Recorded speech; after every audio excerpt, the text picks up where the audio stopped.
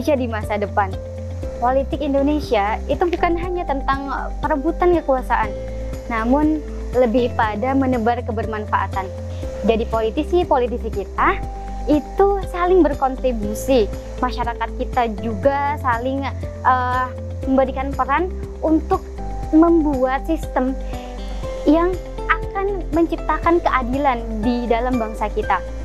Nah, untuk ekonomi, saya membayangkan bagaimana negara kita itu menjadi negara yang adidaya. Adidaya karena industri kreatifnya itu berkembang dengan pesat, kebijakan-kebijakan negaranya juga sangat pro terhadap masyarakat, utamanya para pejuang kita yang dari nol, yakni para pejuang UMKM kita.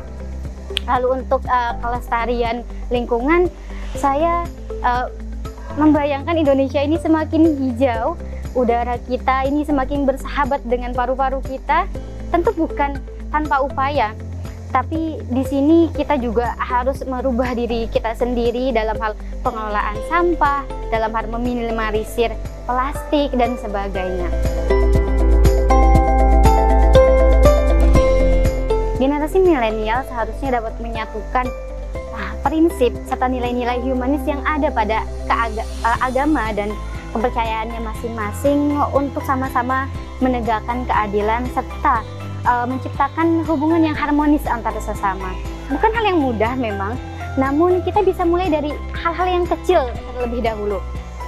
Misalnya kita menebar energi positif di media sosial, kita menyapa ramah kepada masyarakat, kita tidak ragu untuk berkolaborasi dengan teman yang berbeda. Ya, dengan kebaikan-kebaikan kecil itu ia akan menggunung hingga akhirnya menenggelamkan stigma-stigma negatif yang ada di antara masyarakat kita.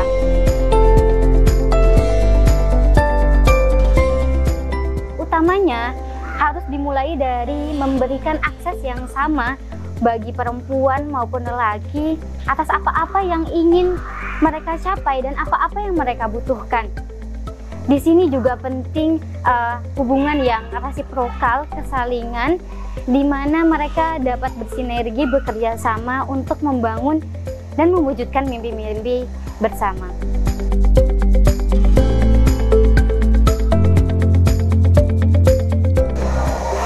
Tindakan kita itu berasal dari sini, dari pandangan dan pemikiran kita.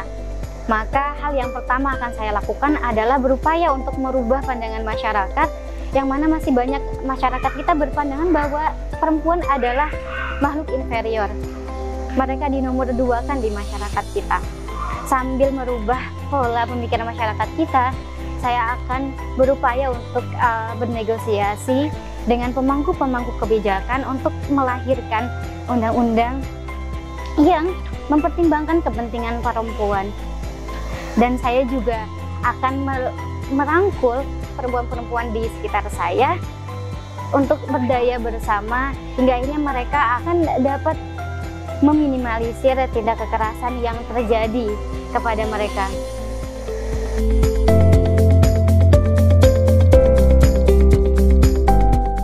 Teman-teman semua, kuncinya dua. Yang pertama, perkuat skill. Yang kedua, kolaborasi. Untuk merubah bangsa yang begitu besar ini, kita tidak dapat berjalan sendiri-sendiri.